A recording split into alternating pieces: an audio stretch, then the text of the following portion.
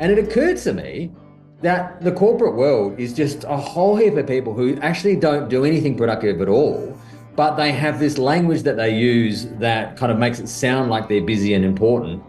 And that's really how capitalism works. We're delighted to announce our newest partner for Legends with Bevo. A big welcome to Wankernomics. Wankernomics are an incredible organisation with passionate staff that are all about giving people living with a disability a better life by helping them to find employment. They believe that everyone is deserving of living a fulfilling life with no one left behind, and they provide a range of support services to people living with a disability. To find out more, go to their website, wankernomics.com.au. Well, what an absolute pleasure it is for Comedy Legends with Bevo to be joined by James Schloeffel and also Charles Firth from Wankernomics 2.0. Great to have you on the show, boys. Thanks for having us. Now, I'll start with you, James. Tell us about the idea behind Wankernomics 2.0. How did it come and how it's been going so far? Well, we started doing Wankernomics, Charles and I started doing Wankernomics a couple of years ago, but I think the seed for the idea is a lot longer ago than that. I worked in the corporate world for a long, long time. And I almost think it was when I was working in the UK, actually. This is about 10 years ago. And because they're way ahead of the curve in terms of being wankers, and so I had this boss, right, and I remember I was sitting in a meeting and I had this boss, and she had this amazing ability to get through an entire meeting without committing to doing any work, without taking responsibility for anything at all, but she made herself sound like this kind of ultra professional, kind of impressive person, but she never did any work, right? Because she'd always just say things like, oh, that's a work in progress, or, that's more of a Terry Donaldson question, or let's circle back on that and take it offline. And, all these things that people say. And it occurred to me that the corporate world is just a whole heap of people who actually don't do anything productive at all, but they have this language that they use that kind of makes it sound like they're busy and important. And that's really how capitalism works. So it's always stuck with me. And I think as I worked longer and longer, obviously I became a wanker myself. I mean, that's part of the course. And you just pick up this vernacular, this way of doing things, this way of sitting in meetings for 24 hours a day. And so Charles and I, who have been working together for a long, long time, we kind of thought, geez, we really should do a show about this. And that was 2023. And it kind of took off, and now here we are. Charles, what's your take on it all? Well, mine's pure money. Like the reason why I got into it was pure money. So we had an idea. I think the original idea for this show was something like the 60-minute MBA or something like that. It was going to be focused more on just how to be your wanker boss. Like, I think that was the sort of the gem of the idea. And so I went out and bought, as you do, all the sort of MBA manuals, like all the and realized, we walked into the bookstore, realized half the books on sale nowadays are just how to be a wanker at work, but like not funny, like just real. And it was like, oh, this is a huge market opportunity. Like we can just make money out of it's sort of like the prevailing religion. Like in the 16th century, you would have become a Christian if you wanted to make money. Nowadays, you got to become an MBA. So, yeah. Yeah, I've worked with some complete and utter wankers in the private and public sector as well. So I know exactly where you guys are coming from with that. James, we'll go back to you again. You mentioned before that you're in the corporate world for a number of years. Fill us in a bit more with that, and perhaps some of the, obviously you can't mention names, but some of the people you work with that kind of helped you come up with this concept. Yeah, well, I worked in marketing for a long, long time, and it took me, well, for a while, and it took me a long time to work out that, that's just full of wankers. But then I worked more in kind of copywriting, consulting, brand, voice, that type of stuff. Worked from the agency side of things, and worked with a lot of big companies and sat in a lot of meetings with people who, good people, like, don't get me wrong, like, nice people. But I think we all fall into this trap of just trying to make ourselves sound important, because really, when it gets down to the basis of it, we don't know what we're doing. So, there's a lot of people who just kind of, instead of saying, oh yeah, I haven't done that work because I don't know what I'm doing, you just say, oh, there are a lot of moving parts, or you say that's a work in progress. And so there's all these terms that people use. And I became very kind of familiar with them. And then I guess the other side of it was I worked with a lot of companies, not directly, but indirectly on things like value statements and mission statements and purpose statements and all these kind of things. And after a while, I thought, God, this is all just bullshit. It's just this whole industry has been created to generate this kind of wank. Makes people a lot of money. And but that's how the world runs. And the thing is that we are all part of this. No one's immune from it. We're all wankers.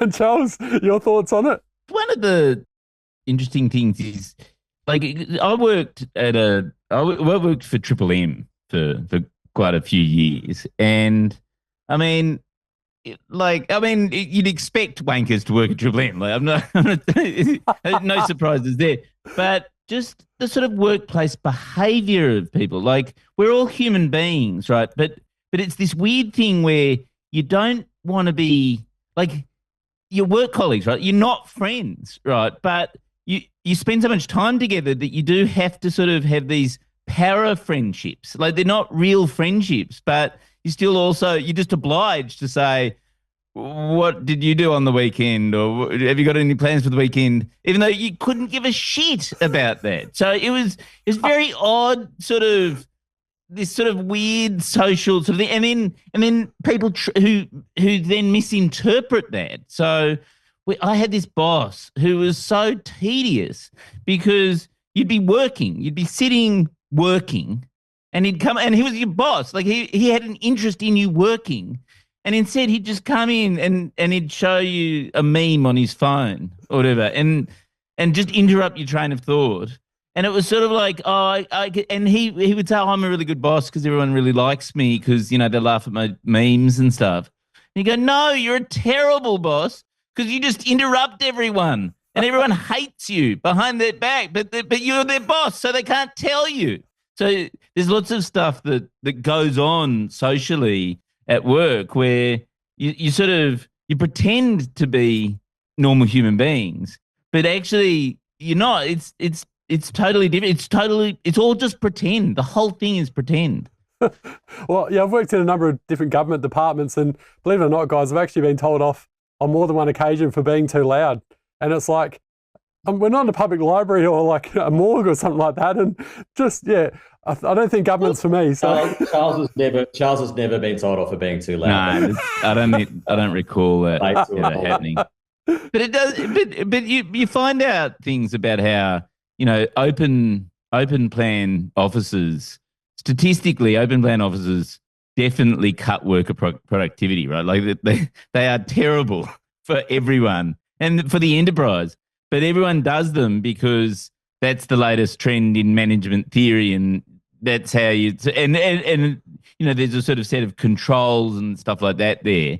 But it doesn't actually matter what the reality is. Management theory still allows you to do things which are just totally stupid. Like open plan office is the worst idea in the history of humanity. I'm with you for sure. And we spoke a little bit off air, James, about it, but explain a bit more about how you and Charles got to meet each other and obviously how it goes being in separate states as well. We met, it was probably almost like 10 years ago now. So before we got into Wankernomics, we both, and we still do, have our kind of separate satirical news organizations. Charles, obviously, with the Chaser, which he co-founded many, many years ago, and me with The Shovel, which is, now about 12, 13 years old as well. So we had these kind of weirdly competing satirical news organizations. Yeah. And but Charles got in touch and said, let's collude, let's work together. No, that's not true. But it's an illegal cartel. Legal cartel. Yeah. No, we do operate separately, but like we kind of just got together, and I mean, Charles had some harebrained idea. He has about 3 of them a day, but the point was that we kind of hit it off. I think we both felt like we had I don't know, we just enjoyed working together. We started writing some stuff. Charles had a publication called the Chaser Quarterly back then, so I started writing for that. And then that just kind of exploded and expanded, and we started doing live shows and all sorts of bits and pieces. And here we are, all these years later doing Wankernomics. So it's been a good relationship. Yeah. And there's lots of, because we live in different states, there's lots of opportunity to send emails that include phrases like, hope you're well, and best, and just circling back, just touching base. Yes. But I don't think we would have had that if we'd lived in the same city. There would have been that opportunity. Never would have had that pleasure. Yeah, but exactly. I do think that living in a different city is the way forward for working relationships. Because had we been living in the same city, I think we would have driven each other absolutely mad by now. Yeah, we would hate each other by now. Definitely. So we kind of maintain enough distance to still enjoy each other's company. Kind of works well. Terrible for the environment though, because we're constantly flying between Melbourne and Sydney. But good for comedy. And I can attest, actually, I know that you didn't ask this question, but Melbourne has better coffee than Sydney. Having like that's why I always say to James, I can come down if you want. Because it's just better coffee down there. Can't believe we're talking about coffee on a comedy podcast. Here we are. We're talking about Melbourne and Sydney coffee. Fantastic. Yes. Does it blow you away, guys, with the success of Wankernomics, though? Yes, it does. When we did our first show in 2023, in Adelaide was our first show, and I think we thought that maybe we were onto something, but I don't know about you, Charles, but most of our shows we did for 1 year and then we do something completely different. This is the first time when we've kind of done, kind of maintained this kind of style of show. So I thought it would just be a one-off thing, but pretty quickly we're like, shit, we're onto something here. I think we've kind of hit a nerve here, because people would come up to us after the show. From our very first show, people will come from the very first show. Remember that consultant guy? Yeah, some guy from KPMG came up and said, "Yeah, you got most of it right, but there's a few things you got wrong." So we had this real sense that we're onto something, and that it just kind of hit a nerve. And I think people enjoyed it. And I think one of the reasons I enjoy it is because we're not making fun of particular people. We're making fun of everyone, right? Like ourselves included, but everyone. We're all in this kind of weird world where we talk like weirdos and act like weirdos in the workplace. And for that reason, I think it just kind of works. And one of the interesting things is we've gone sort of completely viral in the UK, haven't we, James? Like, it's sort of, we're genuinely more popular in the UK than we are here. Yeah, we've definitely got a bigger audience in the UK, which I like I said, I think the UK is a bit ahead of the curve on this. I mean, not a lot of people know this, but British people actually, I mean, they invented a lot of things. They invented the steam engine and lots of other things, the telegraph, I think, as well. But they also invented passive aggressiveness. Like that is a British invention. And they hold on to that quite tightly, and they're very, very good at it. And if you work in a British workplace, you will develop this way of becoming passive aggressive, because you'll get emails from people. They're 400 bloody words long, and it's just to say, can you please clear the dishes from the kitchen sink in the or just no. Like we've had 400 words, like, from our UK colleagues. We're organising tours over there. And it's just literally, that 400-word email is no. Like, that's what that means. You could just... And so the point is that, I mean, Australians are pretty bad at it as well, but as are Americans. But like there's this kind of this language, this culture of bullshittery, if you want to call it that, is very advanced in the UK, and I think that's why it's doing well. The other thing that was sort of incredible and took a bit of getting used to when we were over in Edinburgh last year was that everyone starts every sentence in the UK with the word sorry. So if you say to them, "Oh, can you help me adjust my mic?" They'll go, "Sorry, yes, okay, yeah," and it doesn't, like, and initially you're going, "Oh yeah, maybe," but then you realize actually after a while that they can get away with anything. It can be incredibly passive aggressive. Like they'll go, "Oh, sorry, no, I can't do that for you," whatever. Like, and you let them, because they're being so polite, you let them sort of trample you, and you realize that's how colonization happened. Like, that's how England took over the entire world, was they just would turn up, obviously, at every country and go, "Oh, sorry about this, chaps. I'm just going to go over there and put my flag down. Hope that's all right. Sorry. And then suddenly they own a third of the world. So I think, yeah, passive aggression is real and very powerful. I highly recommend it. Charles, I heard an interesting interview that you did recently with a radio station, and you were talking about the difference between work versus home as well. Do you want to elaborate a bit more about that? Well, I mean, actually, there's a lot of lessons that you can apply from your work life into home. I mean, James is the master at this because he does all the sort of that's how he talks to his wife when he's doing the dishes and things like that, don't you? Like, oh yeah, it's a great way to kind of practice your work talk, you know. So you wouldn't just say to your wife, "I emptied the bin." I mean, I'd never say that. I mean, you'd say something like, "I have executed a waste disposal program on time and under budget." Yeah, that's our love language around our house. It's a great way to practice for posting on LinkedIn. We haven't talked about LinkedIn yet, but it's a great way for posting on LinkedIn. You just practice around the home. Like, I'm just going to create an onboarding procedure for the plates and bowls, saying I'm going to stack the dishwasher. People love that. I mean, people around the house love that. Good practice. Yeah, well, I mean, Charles, you worked in a bar. Well, no, I wouldn't say that, James. I'd say that I managed a portfolio of liquid assets. For a diverse range of clients. Yeah. Have you guys come across this as well, where you've like gone into the workplace and there's a real aggressive note on the fridge or something like that in big letters that's been laminated saying "Do not eat my food," or these sort of things as well? And your mum doesn't work here, I think, is a popular one. Yes, but also as well related to that is the group emails. Like, there's a whole culture around group emails in organizations. I don't know if you're familiar with this, but it's the email to whole staff or full staff emails saying, whoever left dishes in the kitchen sink, can you please put them away? But the wonderful thing that happens is it creates this perpetual motion, because then a whole heap of people reply to that email. And so every worker in the company has all of a sudden got about 60 emails relating to this office kitchen sink debacle. And then you get people, the second step is people start emailing about that, going, "Can you please take me off this reply all email?"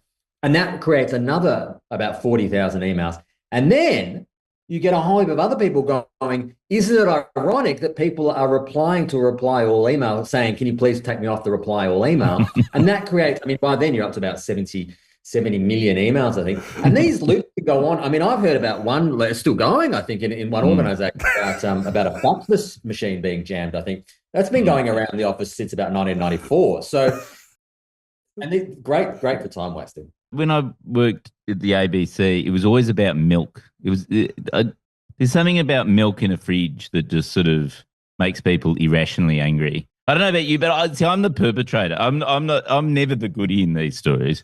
It's always like, so I left a bottle of milk there for 5 years, and they got a bit angry that they had to evacuate level 5. But they get so irrationally angry, and they do it. They don't do it by going, "Hey, that must be Charles's milk. Let's go and talk to Charles." It's like an all caps sign that you lay up, and you go. And I always wonder, because they're printed out, so they lay them up. Like, how can you lay something up angry? Like just getting into that headspace. But that's why they're in all caps, because they're so angry. But I worked in an office once where it was such a scandal. There was a sandwich press and someone cooked chicken on the sandwich press, and it almost undid the entire company. Like, it was such a scandal in the office. It was surprising that it survived. I don't know. It's interesting because I always thought that curry, like fish curry, being redheaded in an office is just like completely out of bed. Like, you just don't do that. Like, that's. But then it happened. It happened in the fucking Chaser a couple of years ago. Somebody came in, kept on microwaving, like a little intern, just kept on microwaving fish curry in the thing. And nobody else seemed to think that was like a sackable offense. Like, everyone went, "Oh, it's just fish curry." And because the whole office floor reeks of fish curry. Does anyone else have that problem? Or I couldn't agree with you more. I've had arguments with work colleagues before about tuna, and I said tuna should be banned in the workplace because it's disrespectful. People that eat sardines and that sort of thing. Oh, it's just absolutely disgusting. No, exactly. Yes. James, your thoughts? I eat a lot of tuna. No. I'm the one. I'm the guy who. I've been meaning to talk to you about that. Charles in the kitchen a few years ago. This is awkward to bring it up. By the way, I left a bottle of milk in your fridge the other day. Did you? Yeah. Well, we threw out the fridge, so. Hey boys, we'll just take a quick break. So we're back in a moment to hear some more gold from the lads from Wankernomics, of course, James and Charles. But if you love your comedy, don't forget to go back and listen to episode 19 of our Comedy Legends of Bevo series with Jared Goundry, social media sensation, killing it around Australia and around the world at the moment. Check him out on TikTok. Very funny stuff. And of course, you can get that wherever you get your podcasts, on Apple Podcasts and Spotify. Now it's time for a word from our sponsors. But a huge thanks to Aussie Rules Global for being an amazing sponsor the last few years. And speaking of Aussie Rules Global, if you want to be part of something special next year on Anzac Day over there in Gallipoli and you're over the age of 18 and you're a male or female, check this out. The Slugs plan to play men's and women's games here at this soccer ground, the closest to the Gallipoli battlefields during the 2025 commemorations. The idea to make it spectacular, to fill this entire area with Aussie Anzac pilgrims. Vincent Malia tours with the Southern Slugs. Footy, he says, is perfect to honour the Diggers. They would love it, I'm sure, because it's bringing Australia over there, isn't it? Welcome back to our chat with Charles and James from Wankernomics 2.0. Now, the passive-aggressive emails, guys, why it's your pet hate? Tell us more about that. Look, I don't hate them. I actually don't hate them. I think if you want to do them, that's fine. That's fine. If you want to undermine the reputation of this organisation and of yourself and really do yourself a disservice, I'm not going to stop you, okay, Bevo? Like, I think that's up to you. You do you, mate. You do. James, your thoughts? If people didn't send passive-aggressive emails, I mean, it would just, people would get their entire day's work done in about half an hour, and there'd be no reason to work. Well, capitalism would collapse. Capitalism would collapse. Yeah, so everyone would go home at 9:30. Yes. What would you do with all the office buildings? What would you do with the cafes? You may hate passive aggressiveness, but the entire industrial system of this country relies on it, and most people's jobs do as well. So I think they're here to stay. I want to ask you guys a story as well. Getting back to government, I made the terrible mistake once of sending a really offensive email in a group concept to over 50 people. Like, you know how you talked before about the group emails, James? I did that once, and then I've gone to send an apology email and accidentally attached it again. Have you guys ever done something like that before? Yeah, you accidentally did that, did you, Bevo? Accidentally. How I didn't get sacked is beyond me. Oh dear! Did you do the kind of the frantic kind of recall thing that never actually works? Yeah, exactly. I try to do that as well. I always presume that when somebody says, please recall this email, it's like, definitely read this email. Like, the only thing that you do with a recalled email is, oh, this will be good. Especially when they're really quickly recalled. Like, if you get an email and then it's like 2 minutes later. Did you hear about the Slater and Gordon organisation employees email from a week ago? Did you hear about that? No. Okay. Oh, this is the greatest yarn ever. So on the way out the door, the head of HR at Slater and Gordon, they mutually agreed to part ways, I think, them and the HR manager. She did an all hands, everyone in the organisation email, which listed everyone's salaries in the entire organisation and included notes that were in the HR files, which included comments by senior managers about other employees. So just like informal notes on their HR files and allegations of various sexual harassment allegations about senior management at Slater and Gordon, right? So you're just going, that's one recruit. Imagine being the IT person given the responsibility of recalling that email, right? But this is the fascinating thing about, because recall emails have come a long way since, you sent out your apology email, right?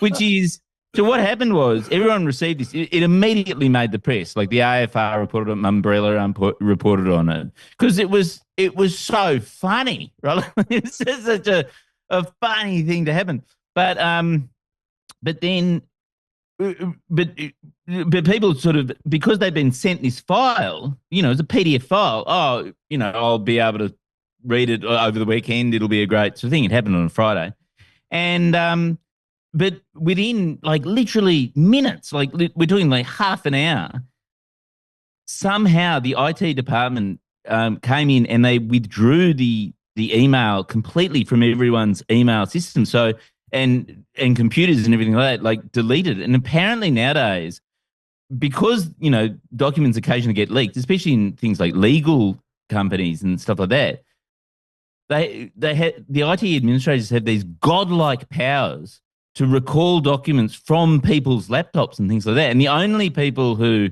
actually managed to sort of be able to show journalists all the information and stuff like that were people who had the presence of mind to take snapshots like on their phone, like literally take photos of the document, obviously knowing that it was going to be withdrawn at some point.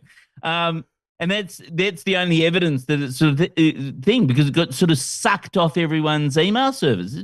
Quite an incredible level of thing. I sort of wish I had that level of access to, say, texts that I do with my wife and things like that. Like there would be, texts made in anger, like be able to sort of recall them from people's brains. That'd be great. Talking about text messages, do you ever get, how you can edit a text message now? But yes. I've never done it myself, but often I get messages but you can see the edit history, right? So can you? Oh, is that what that, when it says edit? From the edit, other, no, from the other version. And so often you'll get these text messages and it'll have like 4 different versions, which is the most embarrassing thing ever for the person who sent it, I imagine, because you can see exactly there. Oh, well, I won't say that. That's probably a bit too harsh. Yeah, I'm just going to test it now. I'm just sending you a message, James. Yes. And I just want you to tell me whether you can see the history. Can you see? I can. Yes. And I sent you a text message saying you're wonderful. No, well, yeah, you edited it to that. You're a fuck. Edited it to you're wonderful. Isn't that amazing? Isn't technology? That's amazing. And it says you're a fucking. Yeah. I don't know if you can see that. That's brilliant. I'm going to use that all the time. Because you think that I'm only seeing the second message, but I'm seeing all of them. Yeah, right. I didn't know that. Oh, that's great. Yeah. Hey, guys, I want to ask you another thing as well. Men taking women's ideas and going with it. Yes. Tell us more about this one. We got that idea. This woman told us about that idea. Well, I think so. She was explaining it, but we kind of cut her off before she finished. So, but no, I think, I mean, yeah, I like it. One of the great tips for any meeting is just to repeat what someone else has said, but in a slightly louder voice. Yeah, and that works best for men, especially when it's it just makes it, and especially if you sort of can identify who the smartest woman in the room is. That's the key. You identify, and then you just sort of go, "Oh, I just want to echo what she says," and then you look like the genius. Yeah. Yeah. And unfortunately, that it just seems to work, doesn't it? And I think the reason why the senior management of most major companies still to this day is men is because they have louder voices. Is that true? I think so. I think you might be right. Hey, boys, before we wrap this one up, tell us what we can look forward to for the people that have come along to your show at the Adelaide Fringe and for the rest of the year as well. So this is a very special show we've got coming up. Our latest show is called Just Touching Base, and it is a live all-hands meeting. So it's going to be the most excruciating comedy show that you ever see. But I kind of see it like a therapy session, right? It's a therapy session for everyone who's ever been in a workplace where people, say circle back and touch base and hard stop and synergize. So it's going to be a lot of fun. It's going to be a lot of fun. Adelaide Fringe at Gluttony, from when is it? March, soon, a couple of weeks. March 12th. Yeah, and then we're doing the whole of Australia, and then the UK as well. So and Edinburgh. So and the whole thing is I'm not giving away too much to say that there's a crisis that has hit the organisation, and that's why we're having that all hands meeting. So it's a very dramatic show. If you like good action movies, then you're going to love this show. Well, make sure you get along to that and follow the boys, Wankernomics, on their social medias, on Instagram, Facebook, you name it, wherever you get your social media platforms these days. Charles Firth, James Schloeffel, thank you so much for coming on Comedy Legends with Bevo, and I can't wait to get along and watch the show. Thanks so much. Thank you. Let's circle back later.